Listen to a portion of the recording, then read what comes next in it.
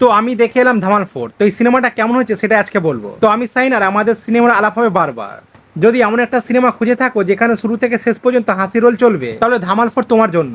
গল্পটা খুব একটা নতুন নয়, আগের ধামাল সিরিজের মতো এবারও রয়েছে এক গুপ্তধনের খোঁজ। সেই খাজানা খুঁজতে গিয়ে অ্যাক্টরগুলো যে একের পর এক মজার পরিস্থিতিতে পড়ে, সেখান থেকে তৈরি হয়েছে পুরো কমেডি। সবচেয়ে ভালো লেগেছে সিনেমাটা কোথাও অযথা সিরিয়াস হওয়ার চেষ্টা করেনি। প্রথম থেকে শেষ পর্যন্ত দর্শককে এন্টারটেনমেন্ট করাই মূল লক্ষ্য, আর সে কাজটা বেশ ভালোভাবেই করেছে।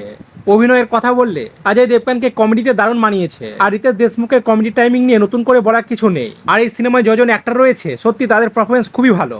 আর যখন এরা পর্দায় আসে হাসিটা প্রায় নিশ্চিত, আর গানগুলোও ভালো। আর শেষের দিকে কিছু ইমোশনাল মুহূর্ত রয়েছে যেগুলো গল্প সুন্দর একটা ভারসাম্য এনে দেয়। তবে একটা বিষয় খুব খারাপ লেগেছে, সিনেমায় ভিএফএক্স এর ব্যবহার কিছুটা বেশি, আর কয়েকটি দৃশ্যে সেই ভিজুয়াল ইফেক্ট একেবারে নিখুঁত মনে হয়নি। সেই অংশগুলো আরেকটু ভালো হলে বেশ জমে যেত।